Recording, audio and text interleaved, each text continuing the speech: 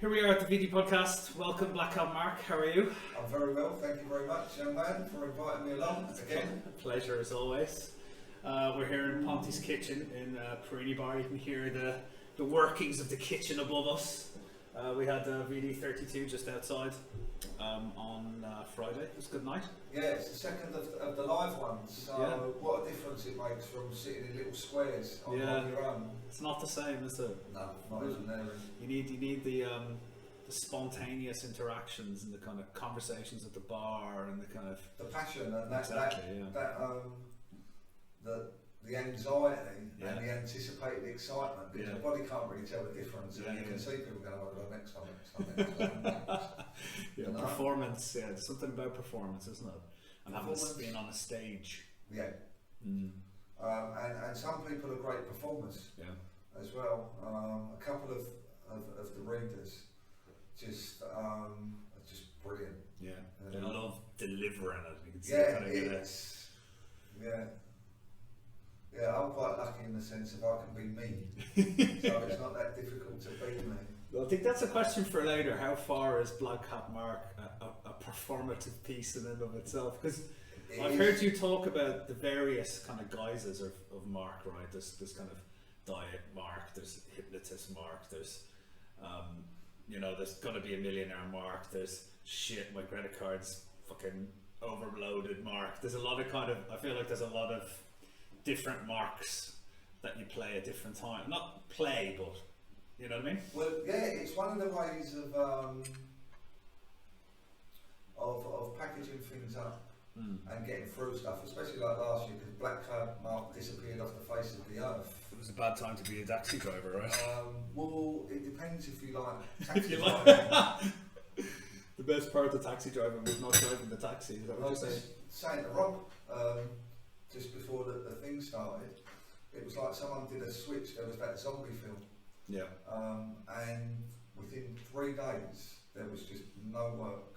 Yeah. London was just like a ghost town. And then I think I was in sort of shock, for want of a better way of putting it, for the first 6 weeks. You know. Then we did the banana bread bit. Yeah. Sourdough. Yes. Started ordering stuff from John Lewis so I could go to Waitrose and queue up for the day for something to do. You know? So yeah, it was still quite an interesting time. Yeah. You know? Because it's a bit like a civil war, and so it affecting the same family differently. So some people are both working more than they've ever worked, you know. Some people are not working, or they've been furloughed, or they're quite concerned about the future. Yeah. B&Q must have smashed it, you know. Yeah. Everyone you know has painted something. Yeah. Me, myself, and you included as well. Yeah, absolutely. Spent a lot of time sanding walls, painting stuff. Yes. Stuff. Yeah. Stuff you never even knew you could paint. I think that point that's true about it. Kind of, it feels like there's the world is all on completely different speeds. Like people, for me, like being a teacher, I've been back, kind of seeing people a lot, being in a classroom. So my anxiety about COVID is quite low because I feel like I haven't got time for worrying about the fact that I'm close to people, because I see like 1,000 children a week or something. You know what I mean? So it's like, to me, it's kind of like, it doesn't fucking matter whether I have my mask in the, even though it does matter, to me it seems kind of, the mask. Yeah, but it just seems minor in comparison to kind of what I'm exposed to normally, Yeah. But some people are kind of worried about coming back out, going to a bar or whatever. But I feel like some people have got no kind of worries at all. Maybe that's not a good thing, but I don't know. It seems like everyone's in very different places. Yeah, and it also depends on the experience within your sort of personal family. If anyone's died or got ill or have got it, it's interesting times. So we're having Diet Games 42. Yes. So this is a little story or part of it. Almost finished this bit, so this is quite nice. So I'm up to nearly sort of 9,000 words. I'm aiming for 13 roughly, similar to the size of your anthology, which is quite nice because we've got another one coming out soon. We do. Volume 3 coming out in autumn. And I managed that from 1 to 2 to 3. Before you know it, it'll be like anthology trilogy number 32, similar to the what was it? 32? Yeah, Club Verbal Discharge number 32, which is just incredible, really. We've managed to keep it going for that long. Yeah, and even to keep it going through lockdown was quite was brilliant, to be honest. I think it's one of those things about community, isn't it? Like people are genuinely kind of involved, and so it feels like everybody's club, if you know what I mean. Like that, there's kind of it's an outlet for everybody to kind of share their work, and it gives us deadlines. And it also gives you something to look forward to, or if you're a worrier, something to look forward to worry about too. You know. Yeah. So this little one is called Lay Lady Lay, and it's having your cake and eating it too at breakfast, lunch, or some stage in the future. Cool. Because as you know, I drive about London eating cakes and other strange things. Take it away. Right. So disclaimer: please note that this isn't a review. The only truly factual pieces of information in the following reports are the places are real, the people are sort of real, although the names have been changed occasionally to protect the innocent, and the guilty, will they be damned. They know who they are and can go fuck themselves. Any food or cakes mentioned have been eaten 100% by Lucky Mark, who spends a fair portion of his time driving an iconic London black taxi cab. Inspired and influenced by the skinny orthorexic six-pack Instagrammers who have rebelled against the dismal, depressing shite, what we oldest currently call the news, and who take lovely photos of food, but quite a lot of the time don't actually eat it. Have bucket list type holidays, dress as got one, the thoroughly nice celebrity stylist told Mark, hyper fashionably in the latest fashion trends, and seem to be thoroughly enjoying themselves. And yes, Mark is on a diet, an extremely nice diet though, to be fair, and the weight loss is real. And so is the word orthorexic. It means the ability to turn healthy eating into fucked up eating, apparently. So, Food Games number 42, which is the main theme of like my sort of writing. After thoroughly enjoying Man vs Food on TV many years ago, Mark started to play his own food games, not wanting to overindulge or end up heavier, bloated and feeling sick, like what sort of happened to the host Adam Richmond, who did the food challenges though. Mark created a different game and a different set of rules. Each Man vs Food TV episode consisted of eating unbelievable amounts of great food. But by the end of each programme and each series, the host Adam looked a bit worse for wear. Mark just wanted to enjoy eating and learning about different cultures, cuisines and styles of cooking, and used the number 42 to create a list similar to the music industry top 40, top 10 and this week's best-selling number 1 record type of list. Although it's more like a Spotify or Apple Music playlist, an ongoing to-eat list rather than a static list. There are memorable experiences, however, what Mark likes to deem a wow moment, when the food just blows you away. Interestingly, it's not just the food or drink, or even the interior design. Sometimes the wow takes you by surprise. It's just being in the right place at the right time. Being focused on your diet enables this to happen. What also definitely helps is buying into the hype, looking forward to your next meal or drinks with the boys or girls, and just thoroughly enjoying the thoughtfulness, the passion and the sweat that goes into the menu or product range. Understanding the owner's reality of long hours, lack of sleep and actually giving a fuck, because they need to acquire a reputation for sourcing, selling and serving great food and drink in a place where people want to come to. And on top of all that, they need to do it consistently, hour after hour, day after day, week after week, and some days, like at the moment, even at a loss. And it also helps to understand everyone has an off day, including the baker, the chef, the server, and the lovely person who forgot to smile at you this morning. And especially the sometimes stressed out business owners who are juggling a million things as well as having to be pleasant to you, when what they actually want to really do is scream. Not at you, just scream in general, because the fridge is just broke, the cooker fuse is blown and someone's just called in sick. The supplies haven't turned up and they still haven't sorted Sunday staff rota, and yet the joy of what they do helps them to punch through. And that's very similar to the reality of successfully dieting and maintaining the weight loss. You need to juggle whatever the universe throws at you. Turning dieting into a silly game makes it easier to be kind to yourself when it fucks up, which it will occasionally. And 42 cakes, 42 steak, 42 chicken, 42 veggie or even 42 vegan meals, or Mark's favourite, 42 nice breakfasts is kind of silly, but in a nice way, because we all get off days, don't we? Looking forward to a nice dinner tonight pauses for it, or a wee bit of cake, or a nice ice cream, cold pint of lager, glass of wine, or a nice cocktail can sometimes do the trick of just taking that edge off. Mark's just finishing a bit of an off year, never mind an off day, but that's for another story. He's through it, thankfully. The Forever Diet, aka Food Games Diet number 42. And it also helps you to stick to your diet. Nice food and nice drink, learning and hopefully enjoying how to balance calories, health, taste and still eat, over, under, or as a coping / comfort strategy in a way that helps you enjoy the journey, because it's a long journey to the Forever Diet. Fun though, and lots of your favourite foods and drinks to look forward to. Excellent. How much of because I know you're right, kind of it's kind of non-fiction. Is that how you describe it? You said like you take some kind of artistic license or poetic license with it, but how much do you try and make it based on kind of real experience, and how much of it do you kind of massage into kind of a... Well, it's interesting because the basic sort of diet theory of sort of eat less and exercise more doesn't make that much sense to most people, because it's eat less of what, right? Or exercise more of what type of thing. And then even the calories in, calories out bit, where it's like, that's brilliant, but I'm not counting, or I'm discounting, or I'm not whatever. So the science is real, you know, and the places are real. And Black Cab Mark, like you said, is more of this sort of persona I've sort of created, because as a cab driver,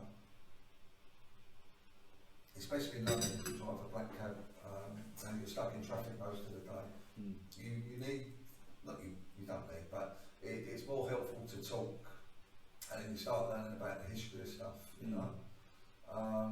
So even like in this little room, we've got the thing about the Lamborghini up on the wall, and then we get the little story from Rob about this is the cousins next door neighbours, aunties, whatever, and it's actually related to Mr. Lamborghini or Mr. Ferrari or whatever. That's what London's brilliant for, because it's been going for thousands of years, you know. There's all these connections that are waiting to be kind of uncovered or rediscovered, or rediscovered and uncovered, because like the buildings have been here longer than us, and they're going to be here longer than us when we're gone again. And even if you take this little room, and so on one side we've got the wooden panelled boardroom, haven't we? You know, and then on the other side we've got the distressed concrete wall. Yes, so this is maybe the interior designer who's either done one side of the room and forgot the other side, you know, or they couldn't make their mind up. Well, this used to be the car park. So this used to be where the cars were parked underneath here. There was an underground car park thing. You go out there, there's still some of the signage from the make sure to park your car, lock your car kind of thing. What is this part of the big queue park thing in the middle of underneath this Cavendish Square bit? You think? Yeah, I don't know. Maybe just... But this was definitely a car park. This bit under here before they changed it into a. It's just mad. Yeah, it's quite interesting that London has got different levels. Yeah, like it's not only horizontal, but it's vertical, right? Yeah, and one of the other things which is fascinating, or it's helpful to know, is if you look up above your shoulders in London, you get a different experience again because of the architecture. Yeah. You know, different types of columns, Ionic, Corinthian, Doric, and all that type of stuff. You know, and that sits in between the brutalist stuff and the modernist stuff, and you know, so London's quite a cool place. Do you feel like as a cab driver you've got more of a kind of a sense and a kind of like, okay, you're sitting in traffic, you get to look up maybe more than some people do, and you're just kind of waiting for a thing. You've got a map of kind of the city in your head almost that most people wouldn't have. Yeah. Do you kind of does that affect how you see or how you tell stories? Or yes. So it's a bit like you as a teacher, and also you teach English, and you've got a very broad depth and knowledge, and you're interested in, for instance, Irish, was it postmodernist? Or, yeah, right?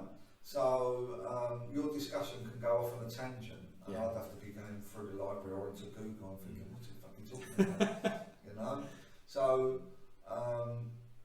depending on your interest, because there is like a stereotype of these highly opinionated taxi drivers all around the world. I've been listening to comedy recently, and it's like 20 minutes of I want to strangle this, whatever. what right has he got to impose himself on me? Yeah. Because you're like a captive in the back, you know. And interestingly, it's like the performer has kidnapped you. Yes. You're being performed to whether you like it or not. But the black taxi is different in the sense because you've got this screen in between, which has been quite handy because of the COVID type stuff. But you've also got a button where you can turn the cab driver off. You know, like the intercom. Or you could just pull up the paper, or get out the laptop. Or quite a lot of people use the taxi in London as an office. So they'll get in and they'll say to you, I hope you don't mind, but I'm on a conference call. And people are quite polite in that sense, you know. And some people are having an off day. Some cab drivers can have an off day, you know. They're not up for the chat. No, they're not up for the chat. And I've got a friend who's a cab driver who hasn't spoken to anyone in 30 years. I'm like, how do you do it, you know? He gets to the destination and then turns the intercom off and puts on like Talk Sport or LBC. And most people assume that cab drivers are a certain ilk or whatever, you know. That was one of my epiphanies, funny enough, for this diet number 42. So certain bits are based on me because I did used to be a weight loss guru for real. And I did put on 5 stone in the taxi, so that's got a sense of humour. And I didn't notice. So when people say like, what do you mean, how could you not notice that your jawline just disappeared in your face? But you think, up until these like super iPhones and that, you might have had 5 pictures. This was a different comedian I was listening to and it was quite good. Because he sort of said, you had one from the 70s in your Speedos, which you're never going to show anyone, you know. You had another one with your mum and dad, and your dad looks like a serial killer because he's got this mad hair and a big beard on and whatever, you know. Whereas now, everyone's got 7 million photos of everything. You know, I take pictures of cakes, you know. The other week I made the decision to re-adopt one of my local coffee shops because now I'm back at work. I like stopping in and having nice cups of coffee and whatever. So I decided to do 100 coffees in 100 days, right, from the same shop. But because I drink 6 a day, it's not really that massive a goal or whatever. Which place is this? This is Caffeine, which is one of the best coffee shops in London. I'll just do a little plug in there. Right? They've got 2, Great Titchfield Street and East Castle Street. And again, you've got this. It's like the Kiwis and the Aussies, or the people from New Zealand and the people from Australia, have this coffee culture, you know, similar to the Scandinavian ones who have this coffee time, and it's a time you just meet your mates and whatever. But they've upped the coffee game in London, right? And a lot of them, they source ethically, you know.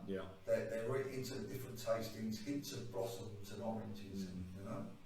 Whereas my taste repertoire is bitter, more bitter, less bitter. And that's why I put milk and sugar in it, you know. Vandalism! Yes, but what they also do is nice cakes, or jams, or peanut butters, or so even this like caffeine. I'm currently getting my granola on my breakfast cereal. That they make, and even they've had to reinvent themselves, and they've been really like under pressure and struggling, and you know. So I decided, right, 100 cups of coffee, and I'll stick it on Instagram. So I've got a Black Cat Mark Instagram type thing, right? 7 days in, I'm thinking, how am I going to take 100 pictures of a coffee cup? You know? So I'm still doing the 100 coffees. I'm just not taking pictures of the coffee cup. You know? So it's funny, isn't it? Like, most people would think dieting, cake, those are things that are like oil and water, right? But you're kind of interested in enjoying food and like breaking these kind of like bad food, good food ideas, right? That it's not about like, oh. Yeah, so there's a theory, right, called nutritionism. And I brought the book. So last year, as you know, I did sort of half a master's in food policy. Or I did, it was like a 1 year master's, but you could do it part time. So I split it into 2 years. And I did the first year last year. And one of my professors said, you need to read this. And it was taught by the fellow who wrote the book. So it's quite nice because there's this super connectedness. Yeah. And nutritionism is this theory that we've reduced it to this thing where food has turned into macronutrients or micronutrients, or good and bad as an example. So again, going back to this orthorexia or clean eating. Have you heard of clean eating? Yeah. Yeah. So the word clean comes from addiction type stuff, which if I'm clean and you're not, it presupposes you're dirty. Yeah. It's kind of like, it's almost moralistic in its kind of, in its connotation. Yes. So once you start to unpack this, the morals of this, then it's fascinating. Body is a temple stuff. But even cake is different. You can't have cake on a diet. You know, it's not even for your. It's tempting. It's yes. It's, so it's from the devil. It's 3 steps away from gluttony. You fat fuck. Yeah. That type of thing, you know. Yeah. And also, I don't know about you. Do you like cake? I do. I like cake. I like cake, but I'm more, you know, given the choice between a really nice sandwich and cake, I go for the sandwich. I'm kind of a savoury dude, mostly. Yeah.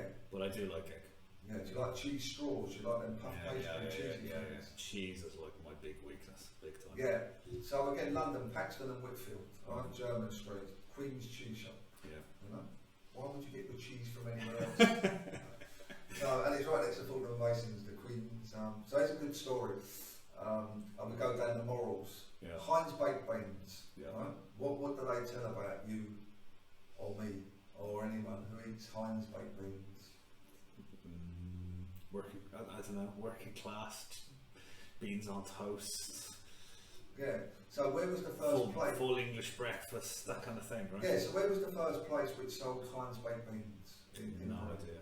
Fulton and Masons. No way. Yes.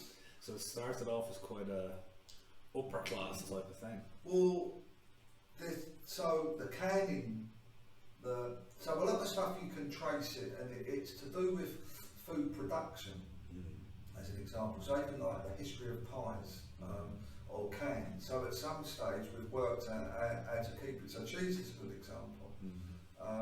So you've got milk and it goes off, so then you can't eat it. Yeah. But if you turn it into cheese, And keep it for longer. much longer, you know. So a lot of the food, when you start to unpack it, it was just a way of preserving it, you know. And then it turns out that's actually quite good for you, or quite good for us, you know. And then someone sticks a stamp on it or moralises it. So then cheese becomes, certain types of cheese, for example, is only for different classes of people. And I wasn't even aware there was different classes of people, probably until I was in my 40s. You know, when did you become aware of class? I think I've always been kind of slightly aware of class, because my parents are from, in Dublin, from Ballyfermot, which is kind of a working class estate, you know. But we didn't, you know, where I live is kind of like more middle class kind of thing. So when I used to go and visit my grandmother, it was a slightly different world, and I could feel the difference, do you know what I mean? Even from a very young age, that my parents, where they're from is not where I'm from now, if you know what I mean. I do know. So I've always been looking back at my, like, I'm not working class, am I really? Because I grew up in a kind of, I don't know, I'm a kind of lower middle class. Do you know what I mean? I've got one for you. It's hard for me to make a claim to being working class. You know, I went to university.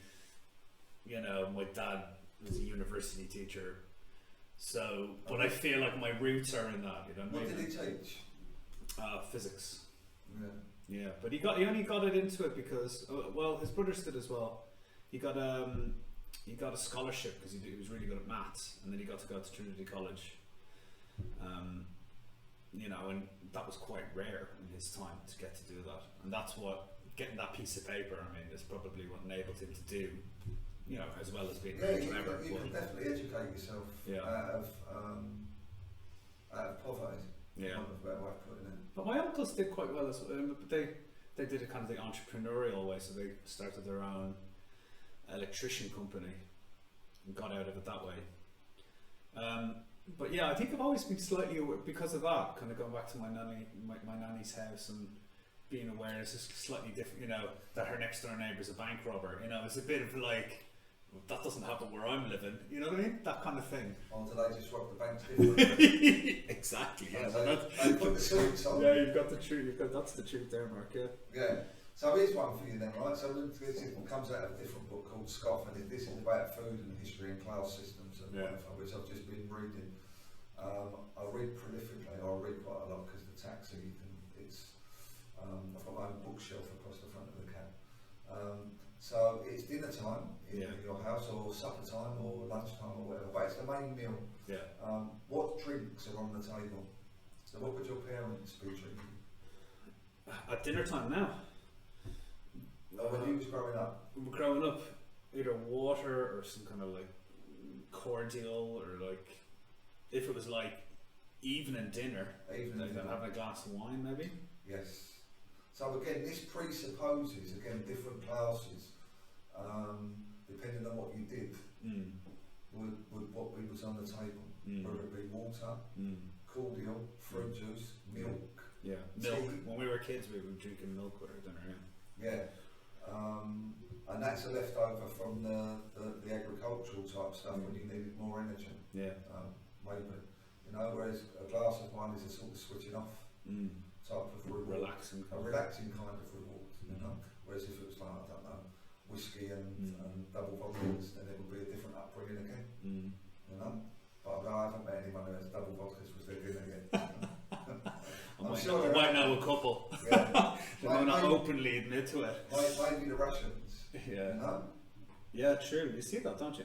Like, I remember being in Poland and the workers, you'd be in a normal cafe and they'd come in and just bang a shot of whiskey, of vodka before they go out with their sandwich for the. Yeah, it's. I can't think of anything worse to start the day with, personally. Well, again, you can trace this stuff back to religion, and water was quite dangerous. So instead of drinking water, you would drink weak beer. Because it's been purified. Because it's been purified, it's not going to poison you. So one of the problems with baby milk in certain parts of the world was the water wasn't clean. So in theory, although you're attempting to do a good thing, which is provide the right nutrients for babies, because it's a problem in certain parts of the world, you haven't got the basics. So we're very lucky in London, you know, that if you see like a button over there and you press it, you expect it to work. Yeah. You get a tap and you turn it and you expect water to come out, and it is quite safe. Whereas for a lot of places in the world, it's still not there yet. You know. So that's quite an interesting one. No, it is. Yeah, kind of being mindful of all of the processes that go into it, and I guess that's the thing. You know, I probably hadn't thought about food as much until I started kind of chatting to you about food and meeting for coffees and stuff, and you kind of always, not always, but you know, you were aware. It seems to me when you're talking about food or you're talking about things, you're aware of the politics behind just like the ideas behind how foods are being depicted, or like why people eat particular things, which I think a lot of people don't think about, the politics or the kind of. Yeah, it's like a language almost. Well, it's a like it or lump it. You grow up initially, and as a child, you're given food, and the choice may not be there because your parents are sort of choosing for you. But then as you get older, you realise someone's choosing for your parents, or choosing for that particular area, or choosing for that country. Even like at the moment, over the last year or so, we run out of certain things in the supermarket, which people are like, oh my god, there's no avocados. Well, it's flour, wasn't it? We run out of flour. Yeah, everyone started baking. Yeah, but what we actually run out of when you look into it was the packaging. Oh right, okay. We've got So one of the things someone cleverer than me thinks about this stuff on completely different levels. And again, we're quite lucky. City University's got a food policy unit. The last time we had a food minister was in the Second World War, and they rationed stuff and whatever. So we was encouraged, wasn't we, not to run out and buy all the toilet rolls. Yeah. You know. And I met someone, again, the taxi's brilliant for meeting people. So I met someone a couple of years ago from Cuba, and one of the things when you're going up a level on the development scale or whatever it's called is people want toilet paper, or more toilet paper, you know. Where we had choices, don't we? Was it 2-ply or 3-ply, that type of thing? Quilted. You know. This is like submarine paper, that stuff where your hands go straight through it, and tracing paper. So even that's evolved, hasn't it, over the years? Because I remember, I just read, we had toilets much longer than we had toilets and toilet paper. You know, so certain things still don't connect. And the thing with food, which is interesting, is there's part of it is a disconnect, and part of that's on purpose, in the sense of. We produce more calories, luckily, in certain parts of the world than we need, and we share it through a capitalist system in the sense of we're encouraged to buy certain foods over other foods, and this is where the morals kicks in, you know, or like you talk about the avocados, and then you become, oh my god, there's a Mexican drug cartel behind avocados, and you go into guacamole or whatever it's called. Yeah, so. But there's normally something behind everything, you know, and there's a history of everything. So I got really interested in like the history of silly things, right? Like Heinz baked beans, right? Fortnum and Mason's one of the best shops in the world, right? In my humble opinion, you know. And people come from all over the world, and it's got its own history, and it talks about stuff, and you know, it invented the Scotch egg, and or picnic stuff. So even the humble sausage roll. Do you buy it from Fortnum and Mason's or Greg's the Bakers? Yeah. You know? Greg's the Bakers sell millions and millions of sausage rolls a week. You know? And they even do a vegan one. I know, I've had that one, yeah. Have you had it? Yeah. And what's it taste like? Tastes quite nice. Does it taste any different from the other one? Not really. This is interesting, isn't it then? Yeah. Because this is a bit like what we're going through at the moment with this transition, or this awareness that maybe we will run out of stuff. Yeah. You know? So can we make something taste like something else even though it isn't? And that's again back to this, the problem a lot of people struggle with dieting as an example, is they get caught in the content of the eat this, not that. And then you end up eating stuff you don't like. Yeah. And if you eat stuff, you ever paid for like quite an expensive dinner and been deeply disappointed? Yes. So you feel like you've been robbed. Yeah. And then what normally happens afterwards? Because in my world, then I go and get a kebab on the way home. Yeah, you know? As a rebellion. I've just done 300 quid this is on a delicious. dinner, yeah, and I'm starving. Yeah. You know. Yeah. So even portion control. So one of the things, if you get a bigger portion, you feel like it's more valuable. Because at one stage in history, it was a lot more valuable because that's what you was getting. Yeah. So we don't control our own portions a lot of the time or anymore. Yeah. Or, you know. So do you cook at home? I do. Yeah. So do you cook whatever's in the packet when you open it, or do you weigh it out? And I don't weigh stuff. I cook stuff mostly from scratch, so it's like. Yeah. I always cook a bit more than what we actually need. Often I cook like enough dinner that I can have it for lunch when I bring it to school. I just bang it in the microwave. Yeah. Yeah. So I always cook for 3, even when there's only 2 of us, really, to be honest. Yeah. No, because it's interesting, even that knowing all this, until someone asks you, or sort of like, how do you do this, or why do you do this, or whatever. And that's also a very good sort of dieting strategy, is being one meal in front. Yeah. You know? And cooking from scratch is good because it means you know what's going in it, right? yeah, basically. So one of the things I've come across is we're not that good at measuring stuff.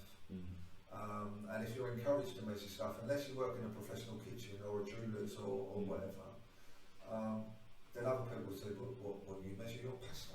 You know, you must be a bit OCD or you must be whatever. Yeah. But bowls are another one. Bowls come in different sizes. Yeah, you know? yeah. And if you go back to the history of tableware and stuff, right? Yeah. It's just getting bigger and bigger and bigger. You know? And I was listening to someone, again a comedian, because my back's been a little bit sore, which is one of the reasons I sort of keep studying stuff and whatever. I'm quite interested in why my body doesn't work as much as why it does work occasionally, you know? And I was just sort of commenting on bucket size type stuff.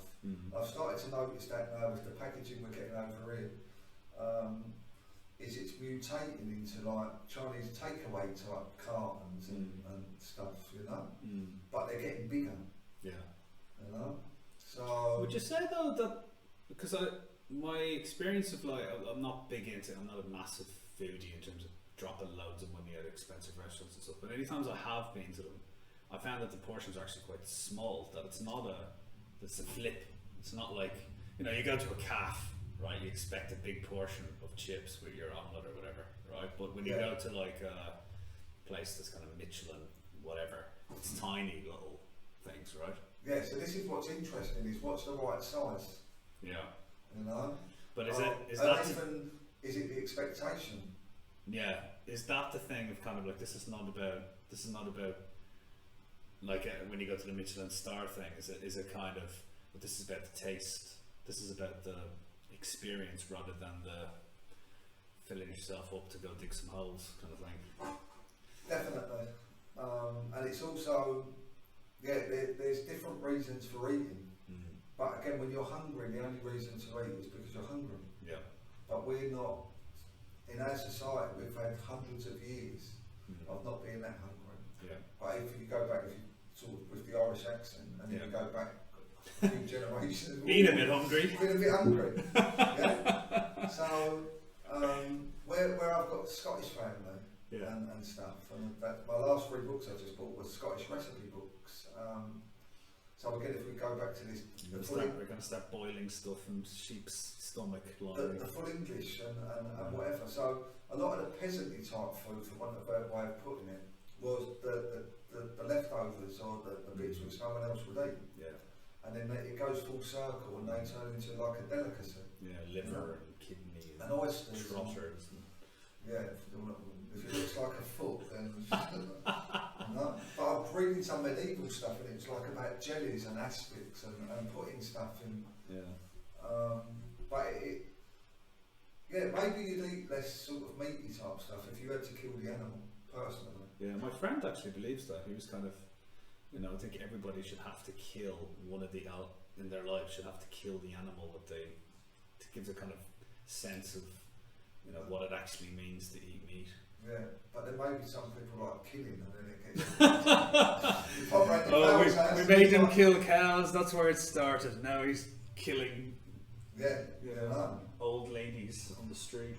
Yeah, so it's a strange one. But it keeps me occupied driving the taxi. What are you going to read for us next?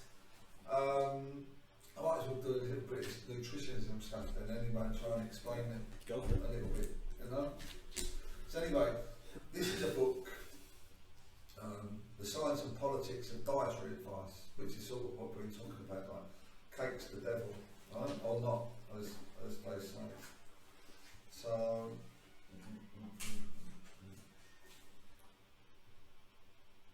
I'll just start. The focus on nutrients in scientific research and in dietary guidelines was producing what seemed to me to be some distorted dietary recommendations and to be undermining obvious dietary choices. At the same time, food manufacturers were promoting their highly processed foods using nutrient content claims and the meat and dairy industry had worked around the stigmatising of saturated fats by focusing the public's attention on the protein, iron and calcium in their products. What we've just been talking about, right?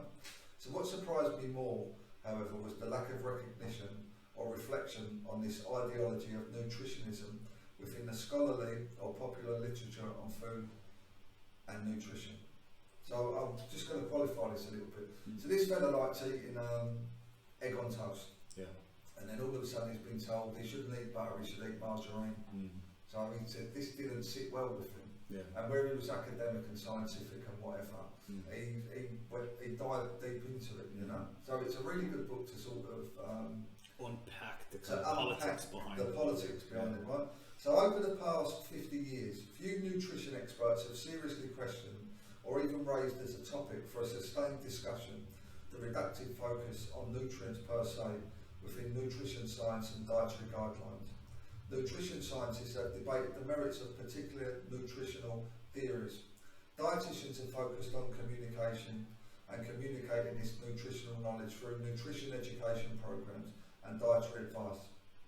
Public health nutritionists have translated this taken for granted scientific knowledge into public health policies and strategies for changing food consumption patterns and the food supply itself. Many nutrition experts, as well as some food activists and consumer movements, have drawn on the dominant nutritional theories to highlight the poor quality of highly processed foods, such as their high fat content or lack of fibre. They have also criticised the food industry's manipulation and misuse of this nutritional knowledge to market their food products. Counter-nutritional movements such as the low-carb diet and paleo diet communities have arisen to challenge the nutritional orthodoxy of the anti-saturated fat and anti-meat hypothesis, though they have often merely put forward their own alternative nutrient level advice. So this is back to the content, right? Getting caught up in the content of it. Occasionally, the reductive focus on nutrients has been commented on in passing in nutrition journals and commentaries, especially in the context of justifying the benefits of studying individual foods or dietary patterns directly. But apart from a few notable exceptions discussed later, food and nutrition experts have not closely examined the limitations and implications of nutritional reductionism. Interesting. This book came via a professor, who came via another one who came, again, what's great about London and the educational system, full stop, is if you're interested, you can get super interested. Yeah. And you're able to go to school or go back on courses or go back to uni. So that was my fourth go at uni this last year type of thing. And it all came from a bad bank, which is quite mad, and I've still got it. So maybe I'll be going back to uni for the fifth time. Yeah, you mentioned that to me before. This many years ago, you had bad pain in your back, and then you got into kind of hypnotherapy. Yeah. Can you talk to us about how did that happen? So literally, I was waking up to watch a Tyson fight. It was in the middle of the night. Everyone fell asleep or whatever. It's like the Sky pay-per-view type thing. 5 a.m. Vegas. Yeah, one of them ones, right? So this is the one thing I can actually remember time-wise, because Tyson knocked the fella out in about a minute. So it's one of them like, I can't believe I waited up for it. But in between the waiting, I sort of laid down and went to go to sleep, and then I need to go to the toilet, and it turned out I had salmonella, but I didn't notice at the time. Christ. But anyway, I sort of got to the toilet, laid back down and whatever, and then I need to go to the toilet again, and I couldn't get off the bed. My back had gone in a spasm. I don't know if you've ever had muscle cramps from exercise or bombed, delayed onset muscle or whatever. I used to teach people that one. I didn't like them that much. Make them do 10 sets of 10 on the leg press. You know, 2 days later they'd be ringing you up going, what have you done to me? You know? So that's basically what happened with the back, and I think that was to do with being poisoned, literally. But I didn't know any of this. Basically what I didn't know was I couldn't move. You know, so I went to hospital, and I sort of, that was the time, remember when you had to wait for like days in the A&E type of thing. So I had a bit of a sort of drama in the hospital. I was told that I was in trouble, I might never walk properly again. I got stuck at 1 o'clock. Yeah. And I had 7 years of pain on and off and episodes, and it would come and go, and it was still, what I assumed at the time was no rhyme or reason to it, you know. What I'm learning now is probably, occasionally I'll get dehydrated, or we all get dehydrated, but if you get dehydrated from over-exercise, you know why. Because you've been running, you're doing an ultra, whatever. Sweating the shit out of yourself. Yeah, but maybe you do that if you just don't eat well, or you don't drink enough water. So this is what happened to me, and then because no one could tell me what was wrong, and you go. So if you have a back problem, you see a back specialist, and they give you back exercises, or you might see an osteopath or a chiropractor.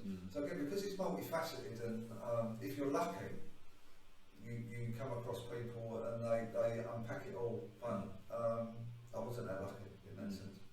But what I did come across years later was a hypnosis book written by a fellow called Paul McKenna, who does stuff on the telly and whatever. And it said if you're interested, go to the UK College for Complementary Health, I think, run by this lady called Mandy Langford, who was quite lucky. She personally taught me. She's not here anymore. And that led to counselling, another course. That led to going to uni to do psychology. That led to going to a different uni, masters in psychotherapy. And at one stage I was doing 2 degrees in the knowledge and all at the same time. And quite mad stuff because I never knew how to do none of it. But anyway, I made the decision to finish the Black Cab thing because I knew that would give me quite a lot of freedom and whatever. And the back things were getting less and less, and I wasn't worried anymore about getting better. And I still believe that for most things there's cause and effect, you know. So then I did a masters, and this is how I know you, isn't it? You've got a masters in what have you got it in? Novel writing. In novel writing. You've also got a novel. I've got a number of multiple novels. How many have you got published? None. One. I published my own one, yeah. Yeah. So I was going to say, one, he's lying. I've definitely read it because I liked your one because it's like the book I like, The Hitchhiker's Guide to the Galaxy. When he was mentioning the little village, Bally something. Ballyfarland, yeah. So that's in your novel, isn't it? It is. Yeah. So. Ballyfermot, yeah. No, yeah. Quite a bit of that novel's based on. I imagine it as being where my grandmother's house was. Yeah, so even though I did a different masters in narrative non-fiction, the style of writing of yours and mine is quite similar in that sense. And there's a bit of truth in there somewhere, isn't there? Yeah. Even when it's fiction, I mean, it's still you're using what you have, aren't you? Yeah, and which is a little bit different, I suppose, than science fiction or creating a completely different world. So the world of Black Cat Mark is quite real in that sense. London's real, isn't it? And the backdrop's nice, and you know.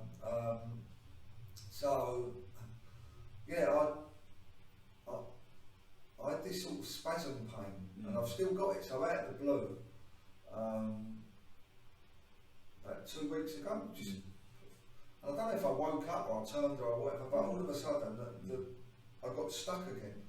But instead of getting stuck at 1 o'clock this time, I was stuck at 12 o'clock and I couldn't get to 1 o'clock, which was quite mad. So you can't bend down. Yeah, but I've never been that sort of flexible and whatever. And over the years, my daily exercise stuff has mutated into sort of lay on the floor and get up again.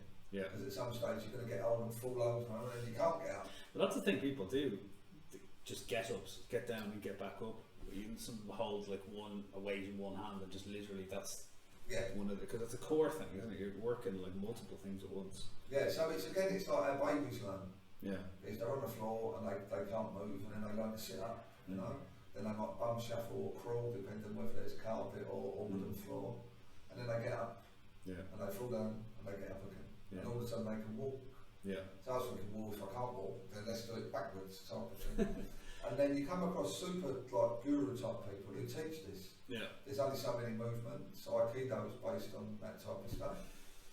Yeah. Yeah, if I grab your arm in a certain way, then you're going to hit the floor, whether you want to hit the floor or not. Your biomechanics. Yeah. So that gave me awareness of sort of biomechanics and stuff, and it still has. And again, my interest is quite passionate because spasms are sore, you know. So out of the blue, my back went again, and I was trying to work out what had happened, and I think I just dehydrated myself a little bit because I had a little staycation the other day in London, which was quite nice. I went to Duke's Hotel, and that's where Ian Fleming first heard the famous words "shaken not stirred" on the vodka martinis. Nice. Rocket fuel. So nice is an understatement, you know. And because of the cab, I don't really booze, and I'm old. And when you get in your 50s and that, you don't want to do that. Please God, I'm just never going to drink again. Yeah. You know, it's sore. That's the other thing. Hangovers. Well, there's a reason they're not called like extra party time. You know? So the gym had opened up again as well. So in between, I joined the City Uni gym. It was cheap and cheerful and didn't have a swimming pool. Last year I had to cut all my exits and whatever because I sort of realised money's real. It's sort of real when you haven't got any. It's dissipating rapidly, yeah. I just went. It was just so I had no income for about a year, you know, which was quite interesting. Or no income from the taxi, I should say, you know. So then my normal gym, which I sort of it's got a swimming pool and a sauna as well as the gym bit. Reopened, so I thought, you know what, I'll rejoin and whatever. So I was straight into the sauna. My two friends had me occasionally, but meet one of them because social distancing thing, you've only allowed two people. Anyway, he's got a big bottle of water we're talking about. I've never drunk water in the sauna, you know. So anyway, all of a sudden, my back's gone into spasm. So this time I'm thinking, you know what, the only thing different in my life, apart from 17 hours a day in a taxi again, is been going to the sauna most days. I've been a little bit boozing. So I'm thinking, I wonder if I've just dehydrated myself out of awareness and I'm doing the 6 cups of coffee again. And caffeine doesn't help. Well, we've only done 2 this morning, haven't we, both of us? So we're on a cup of teas. You know? So I felt a bit pranked. You know? Because just before I met you in Cafe Nero or Zero or whatever it was, I'd done the double espresso out of Costa around the corner. And that's another thing culturally. We're all caffeine addicts again, aren't we, at the minute? It's true. You know? Although the gin palaces and the gin's appearing, isn't it? We've got these culture, these counter cultures going on at the moment. You know? And do you know why gin's flavour of the month? Why? Because you can do it in the morning and sell it in the afternoon. Yeah, fast. Yes, whereas whiskies and whatever. To age them and stuff. Yeah. You know? And it's juniper berries, they grow anywhere, don't they? It's very cheap. Yeah, I mean, they grow in the freaking desert, so they eat fuck all. Juniper berries are really, really cheap to make. Yeah. Gin, that's why gin, at one point gin was cheaper than a pint of milk, a pint of gin, and it was a gin epidemic, wasn't it? Yeah, that's again when like the gin palaces and there's, I can't remember who it was, Hogarth or something, but anyway there's these nice etchings and it's like Mother's Ruin they called it. You know? So what are you going to read for us next? So I'll just keep reading this bit more or less. Cool. You know? So it's your mum's fault. So again this is about blame. So Mark, like Adam Richmond from Man vs Food, also did get a wee bit heavier at his role as Black Cat Mark. Well, quite a lot heavier. Over 70 pounds heavier, give or take a biscuit or two. And after about 5 years of playing the odd food game and sitting in the cab, he felt bloated and a bit sick most days, and tired, really tired. So Mark wasn't buying into the joke of how many psychotherapists does it take to change a light bulb. Only one, but the light bulb needs to want to change. Mark was changing, whether he wanted to or not. It's in the outcome. There are thousands of massive bald-headed London cabbies. At one stage Mark thought he might have been cloned like Bolly the sheep. Some of the London cabbies look more like Mark than Mark does. That's even true to today. So Mark didn't put it down to the food games or the cake or eating out somewhere nice once a week or even blame his mum. He didn't blame the lager, cognac or wine Coca-Cola, McDonald's, Pepsi, or his childhood favourite drink of iron brew. Then this is back to the Scottish stuff, you know. He didn't blame the delicious snack food, the crisps, the nuts, or the sausage rolls. He blamed sitting in the cab. Seemed a plausible reason. Turned out it was only one of many reasons, and this is an issue a lot of people have, you know. But you don't get heavier from sitting down. You get heavier from using your hands to put things into your stomach, feel your mouth. So he thought a bit more deeply about what the fuck had happened to him, and he decided to do something about it. Deciding wasn't enough. He actually did have to start measuring what went in the mind.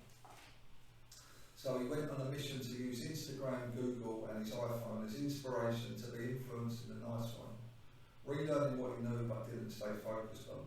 Black Cat Mark decided to use Instagram to influence himself. Flipping the influencing process, Mark would be Mark's inspiration. And even to this day, Mark still takes pictures of nice things, mainly cakes, London and the odd book, and post pictures on Instagram. He's become a bit of a cakeitarian. So weight loss guru type stuff, complicated and professionalised, sometimes even medicalised. So the science of thermodynamics in relation to diet is quite simple in theory. Energy in versus energy out. A calorie surplus equals excess weight held in fat storage for later.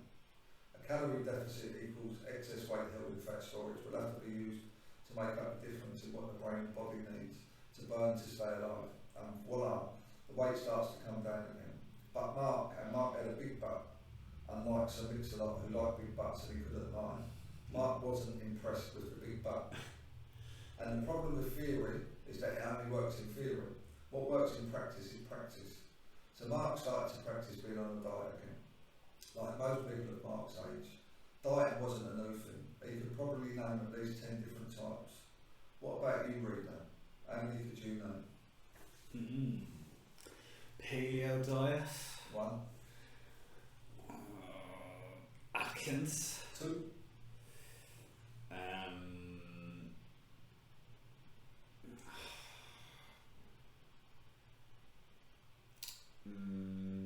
Weight Watchers, does that count? Yeah, 3. Weight So Watchers. commercial, there's quite a few commercial ones. Yeah. What's the other one, the big one? He's a big one. I don't know that one. Slimming World. Slimming World. Yeah. Yes. And the shakes, what's one with the shakes? What's that shit? I think it's called Shake. Is it? Shake something, isn't it? The one you can buy in Boots. Yeah. You just have 2 shakes a day and a normal meal. And that's it. Yeah. Special K. Special K. Does that start off as a dieting thing, does it? Yeah, that makes sense. Yeah. Yeah. Just eat 2 bowls of Special K and That's it. 2 dinners. Your 3 meals a day, and you too can lose weight. Yeah. Yeah. So there's lots of like cabbage type diets, green tea diets. It's interesting. Paleo and Atkins are almost the same in the sense of there's Protein, isn't it? Low protein. Carbs. So the carbs. So now you're doing the nutritionism bit. Yeah. You know. So as soon as someone opens their gob and they start going down the protein, carbs, fat, or the macronutrient ratios. So that's another one, the bodybuilder diet. But there's the Huel shakes. So now you're being influenced, because I've seen. I just seen this shit around, you know. Yeah, I've seen people doing it. I've seen a cab driver on Instagram at the minute, right? Who's doing the Huel, which they make up words at the moment, don't they? A bit like neologisms. The perfume industry and the toiletries and the shower gels and all that. Yeah. You know, and you two are worth it type stuff. The food stuff does it. But it's interesting that initially he's got sort of stuck at 2, and then you've mentioned something which I've just seen, which is this Huel and a protein shaker type thing. And I think a lot of people get a quite good living on social media, selling protein shakes or this style of life, and you know, if you just have one of these or one of them or one of them, and it keeps you focused. A bit like if you're a vegetarian, for example, and you pick up the menu, the meat bit doesn't exist. Yeah. You know. But if you're not on any kind of diet, or you know 17 different ones at the same time, and you're a bit under pressure, and you really want a bit of cake, you know, but you've just ordered a avocado on a cruise type Yeah. of thing, then you might get a cake on whatever. And also, again back to this moralistic thing, people judge. So you must get judged horribly and horrendously if you're big on your food choices in public. Oh, look at this. Yeah. Look at Even that. your Fat face guy there. eating a... No, I was doing an impression. Don't put that on me. I'll rephrase that then. No, but it's I was playing the role of a judgmental person. I would never judge. no. So the interesting thing, right, back to this psychotherapy stuff for real, is we all judge. Right? Yeah, of course we do. And then once you start getting the judging, so I'll give you an example with your accent. Yeah. Yeah. Go back 20 years. Fucking mix. Yeah. Go to Kilburn. It's, even saying go to Kilburn or whatever. There were certain areas. Connemara to hell. Not the old one, yeah. Yeah. And again, because I've got this Scottish background, I find it quite easy to converse and listen to the Celtic bits. Yeah. You know? And then when you trace the ancestry, it's all very similar. Yeah. And stuff like that, you know. So the interesting thing about naming diets or whatever. So one of the other theories over and above nutritionism, which is big into mental health, is CBT, cognitive behavioural therapy. So again, I was quite lucky. I went to Philadelphia and trained at the Beck Institute, and Aaron Beck invented it. His daughter Judith, which is like a New York Times bestselling author. Her theory is pick two diets and we'll compare and contrast and we'll look for the common thing. And she can teach anyone how to diet successfully in theory, because she looks at it, it's a process. A bit like playing tennis or your kickboxing stuff. So if you decided to learn kickboxing and you couldn't do it and no one told you how to do it and you didn't have the right tools and whatever, what would happen? You give up?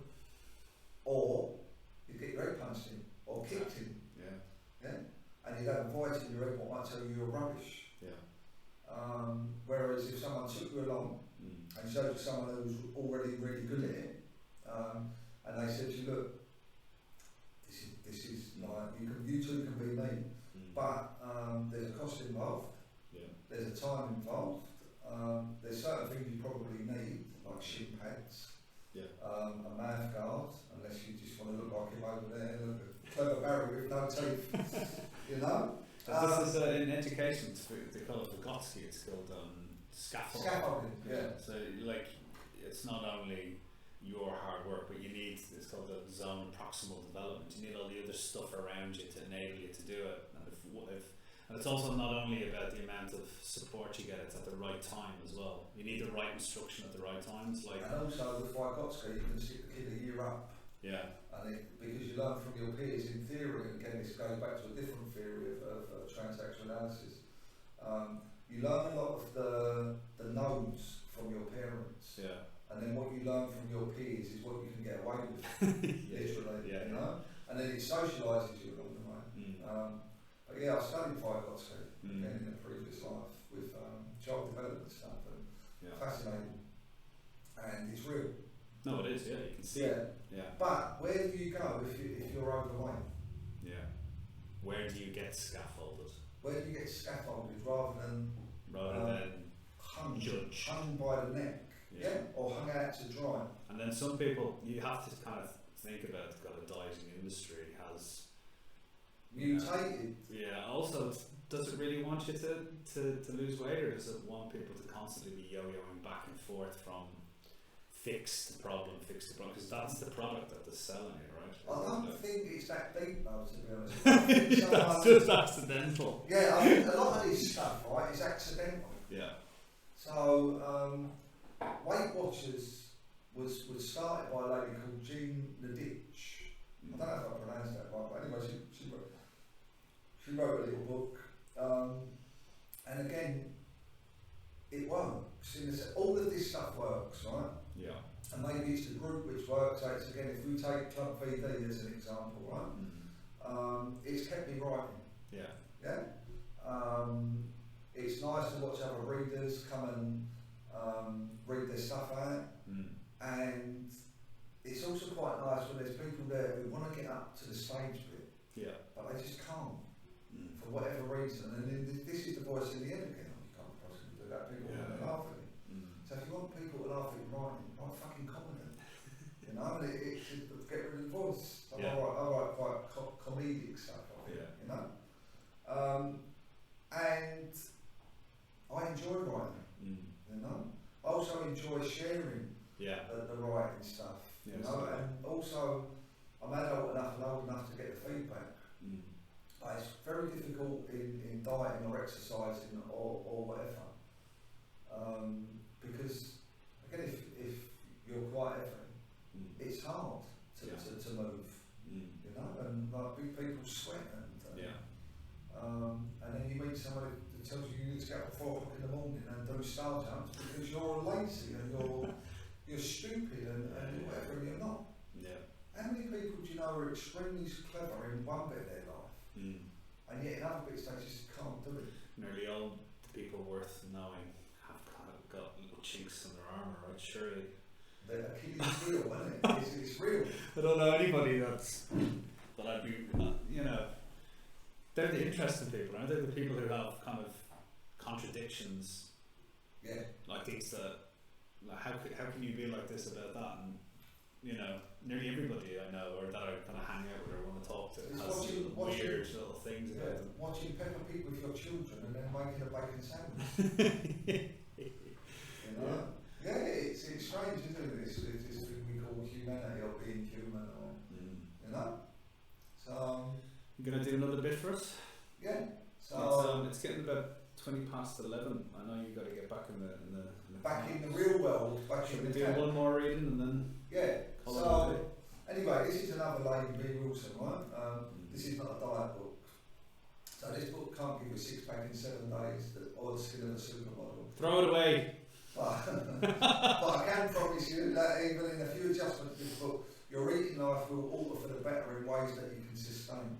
So again, this is someone who, she's a very good food writer, a very good writer full stop, you know, and I think it's like top tips. So, I don't know if there's any,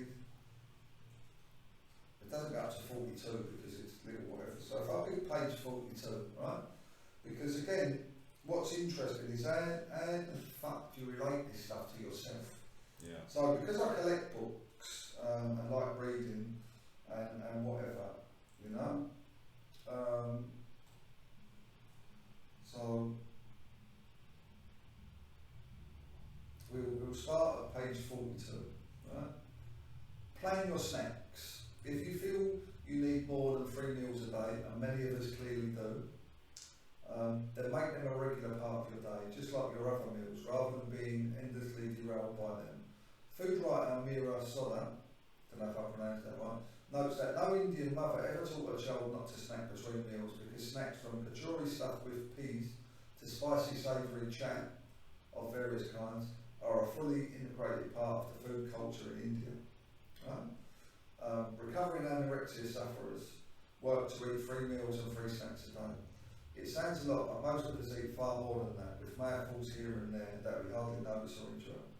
The French have a delightful ritual called le goûter, a moment after school when children pause for something like a piece of bread with dark chocolate and a glass of milk. They do that in Germany as well. Right.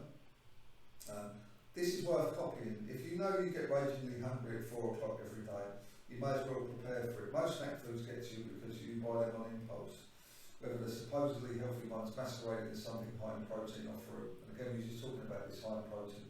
Or obviously unhealthy ones loaded with sugar, refined oils and salt. So again, this is interesting because the morals are in it, right? And there's also the idea is if you quote from other people or use different cultures, it makes it more factual, more real. So that's in your own right, like with the villagey type thing with your grandmother and whatever. And it's in mine as well with Fulton and Masons or whatever, right? Much better to carry your own provisions and decide in advance what you will eat when hunger strikes. And again, I can relate that to you, which is you talk about when you cook for tomorrow. You know. So I do that with my food shopping in the sense of I've only got like a couple of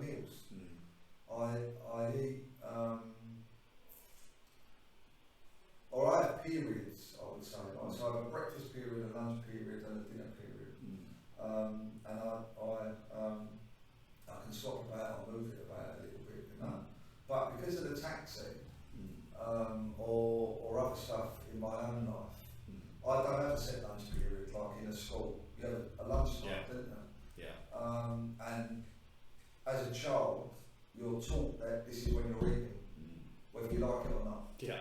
And also with certain kids in certain schools, it might be the only time they actually get something of value. Yeah. You know? Other kids will have more money or more choices. So even from a young age, you can, there's a difference. You know? There are times when only a cake or cookie will do. This is what I like. These are afternoons to enjoy. So again in London, just round the corner from me was where afternoon tea was invented. Really? Yes, in the Langham Hotel. So maybe we'll do another, I don't know, something, and we'll go for afternoon tea, because it's not a male bonding thing, is it? Afternoon tea. No, I'll look for that. You know? And again, through the taxi, I've met people who, that's their little passion. So well, I like full English, okay? So let's go for high tea. Yes. So high tea, does that presuppose that there's a levity for the lower people? I would imagine so. Yeah. So don't spoil the pleasure of cake with guilt, right? And that was one of the reasons I really wanted to write something. Was I sort of used to collect emails from different gurus around the world. So you just sign up for the free 28-day course, and then one of them sent me an email. I won't mention, but it was like, it's my birthday, and hallelujah, I haven't eaten cake. And I was thinking, this is wrong. You know? So maybe that's my own morals kicking in, right? Yeah. But again, cake goes back forever, you know? So there's a medievally type recipe. There's not a recipe before, but a pound cake. Do you know what a pound cake is?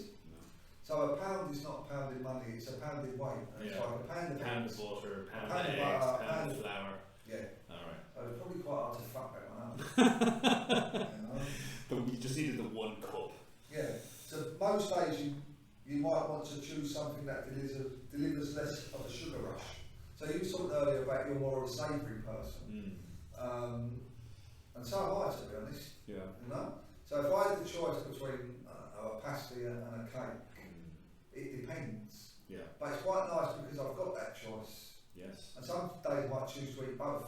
You know? Yeah. Whereas if you're under pressure or you've got this voice in your head which is putting them all in the bad category, you know, then back to this idea of the choices, it gets smaller and smaller and smaller until basically you're left with avocado on lettuce. Yeah. You know? We don't want to live in that world. No, or juicing broccoli. Yeah. You know? So don't get me wrong, it's everything works, you know? But I prefer my broccoli on a Sunday dinner with mustard and gravy on it, and you know. Yeah. Although I've done it, have you ever juiced a bit of broccoli? No. Yeah. Can't say I have. Yeah. You ever had a green smoothie? Yes. Tara's big into this stuff. She has a Nutribullet thing. She kind of juices loads of things. And, Yeah. you know. Yeah, I was using that to make hummus. Kimchi and Some big into kimchi. yeah. Pickle, isn't it? Yeah, it's pickled. Korean Cabbage. pickles or cabbage. Yeah, it's just. So the it is German nice. I love sauerkraut Yeah. is the same it. here. Big fan of that. Yeah. I like them pickled Well, cucumbers. pickled everything. Yeah, I like pickled everything. Yeah. I don't know about pickled eggs. Have you ever done? I have done it. Yeah. Yeah. Technically, it's okay. Yeah, I don't know. But I used to see. Gherkins, yes. I used to see them in the chip shop, the big jar. Yeah. You know? But even that is a class thing, isn't it? It's just that presupposes you go to the chip shop. You know. Yeah.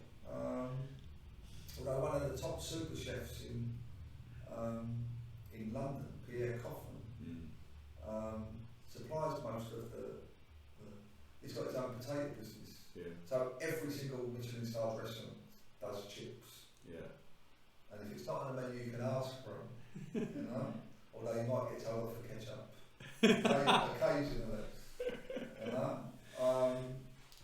But yeah, there's a place called the Quality Chop House, which does this. I think it's called confit potato, but it's like basically sliced potato in fat, pressed overnight, cut into little squares, deep fried again in more fat, and again it's just like wow, you know. Let's go check that out. Yeah, so that's in Farrington. That's a lovely place, and that's another thing about what's been great about the taxon is you drop people off and you ask them, and they get enthusiastic about why they're going to a certain place. And lots of places in London are sort of famous for like a signature dish or a signature chef. Yeah. You know? So like that Pierre fella, he was Gordon Ramsay's sort of whatever. And Prodigy. no, the other way round. So Gordon he was his teacher. Yeah. So Gordon Ramsay's talking of Michelin stars. He's got 3 Michelin stars on in Chelsea on Royal Hospital Road. So before that restaurant, it was Pierre's restaurant, and it'd be quite interesting. Was it one before him?